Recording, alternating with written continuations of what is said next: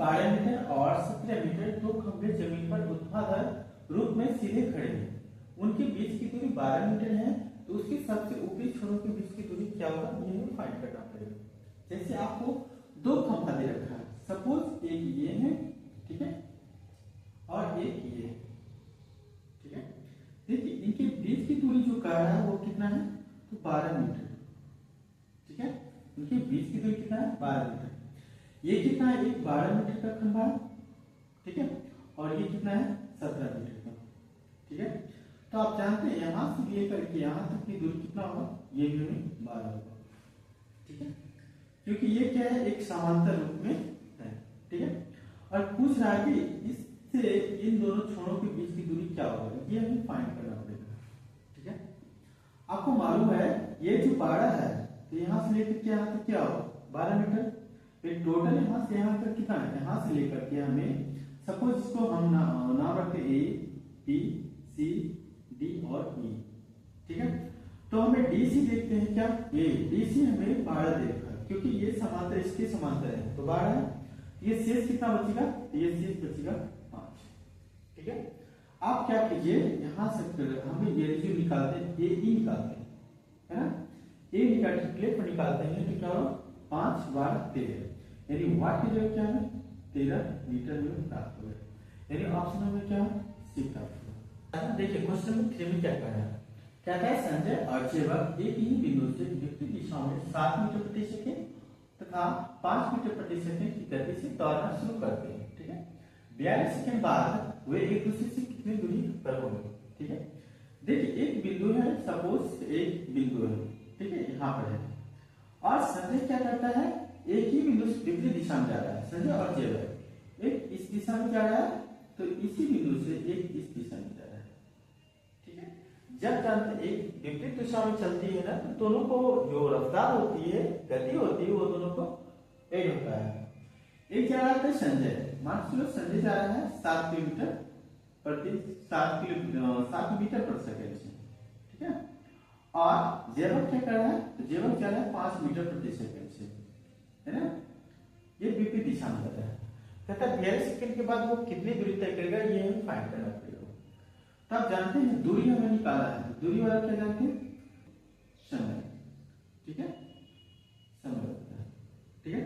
तो 4 क्या है, 4 दूरी ना 8 हो जाता है जब विपरीत दिशा में चलती है तब, ठीक है। तो 7 मीटर प्रति सेकंड और 5 मीटर प्रति सेकंड दोनों को ऐड करते हैं, कितना होता है, 12 मीटर प्रति सेकंड, ठीक है। अब हमें क्या है, किलोमीटर में ले जाना है, ठीक है। देखो है सारा ऑप्शन में किलोमीटर में दे रखा है, तो किलोमीटर चेंज करने के लिए क्या है, 18/5 से गुना करना पड़ेगा, ठीक है। और समय क्या है, तो समय आपको 42 मिनट दे रखा है, 42 बटा क्या है, 60 करेंगे, 60 करेंगे इसलिए क्योंकि हमें घंटा में परिवर्तित करना है। आप काट दीजिए, इसको काटेंगे 12 × 60, ठीक है। आप देखो और कोई काटेगा, इसको काट तो कोई कटेगा नहीं, अब इसको 18 को 42 से गुना कीजिए, तो 18 × 36 के 6, ठीक है, कैरी 3, 18 से 72 आदमी 75 बटे कितना, 25। अब इसको कीजिए कैलकुलेशन, तो 25 किए 75 और एक 6 बच गया था ना, तो 0 लगा के हम कर सकते हैं, अब 6 0 पे डालेंगे, यानी 25 दूनी पॉइंट 25 दूनी 50 और कैरी 10 है ना, तो 25 होता 100, ठीक है, यानी इतना क्या है, हमें किलोमीटर पड़ गया, ठीक है। यानी 42 सेकंड के बाद वो जो दूरी तय करेगा 30 पॉइंट क्या है, 20 किलोमीटर होगा, यानी ऑप्शन नंबर क्या है, ये प्राप्त होगा, ठीक है। नेक्स्ट देखो साथियों क्या कहता है, एक तार को मोड़कर जब एक वर्ग बनाया जाता है, ठीक है, बनाया जाता है, तो वर्ग का क्षेत्रफल 484 किलोमीटर वर्ग सेंटीमीटर होता है। यदि उस तार को वृत्त के रूप में मोड़ा जाए तो इसका क्षेत्रफल क्या होगा, देखिए सर क्या कहते हैं, एक वर्ग के जो हम शेप है ना, उसको हम वृत्त के रूप में ढाला जाता है, ठीक है। तो उसका आप जानते हैं जो परिमाप होगा, है ना, परिधि जो होगा वो सेम नहीं रहता है, क्योंकि एक ही तार को हम क्या है, अलग अलग शेप में हम उसको ढाल रहे हैं। जैसे आपको एक वर्ग के रूप में था, ठीक है, ये वर्ग के रूप में था पहले, ठीक है, देखते हैं वर्ग के रूप में था, हम देखते हैं एक तार को वर्ग के रूप में बनाया जाता है। वर्ग का क्षेत्रफल हमें दे रखा, वर्ग का क्षेत्रफल जानते हैं क्या होता है, भुजा, जो कि आपको दे रखा कितना, 484 वर्ग सेंटीमीटर यानी CF स्क्वायर। ठीक है, तो हम पहले इसको भुजा को फाइंड करते हैं। तो भुजा फाइंड करने के लिए क्या है, रूट अंडर क्षेत्रफल यानी 484 का वैल्यू कितना हुआ, तो 22 सेंटीमीटर। ठीक है, CM में दे रखा था यूनिट, तो सेंटीमीटर यानी ये क्या हुआ, हमें भुजा प्राप्त हो गया। जब भुजा प्राप्त होगा तो इसका परिधि क्या होगा, तो परिधि बराबर आप जानते हैं वर्ग का परिधि जो होता है 4a होता है, यानी 4 गुना भुजा, यानी 4 गुने हम भुजा कर सकते हैं क्या, 22 यानी 22 चौके 88 सेंटीमीटर। ये हमें क्या परिधि, और ये जो परिधि होगा वो क्या होगा, हमें जो विड्थ है ना उसकी परिधि के इक्वल होगा। ठीक है, तो आप जानते हैं विड्थ की परिधि जो होता है, विड्थ की परिधि हम निकालते हैं पहले। ठीक है, तभी इसको हम क्षेत्रफल हमें ज्ञात करना पड़ेगा ना, क्योंकि इसका जो हमें रेडियस प्राप्त करना होगा पहले। तो विड्थ की परिधि क्या होता है, 2 पाई r। ठीक है, 2 पाई r, तो 2 पाई का वैल्यू कितना है, 22/7। r हमें तो मालूम नहीं, r हमें तो फाइंड करना है। परिधि कितना होगा, ये जो परिधि होगा वो वर्ग की परिधि की इक्वल होगा, यानी ये कितना है, हमें 88 प्राप्त है। इसको काटिए, ये देखो 22 44, 44 को हम 2 से काटेंगे है ना, 44 नहीं 88, और r में क्या होगा, 88 वो ये जो 2 है ना, 2 क्या है 7 से मल्टीप्लाई होगा, यानी 14 सेंटीमीटर।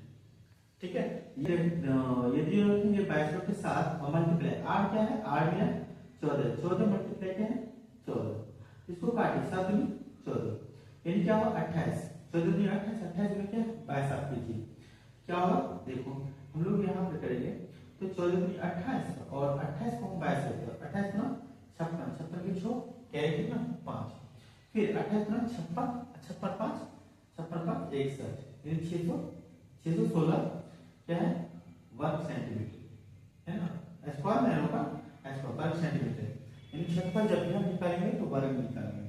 कोई ऑप्शन है, ऑप्शन नंबर क्या डी प्राप्त होगा।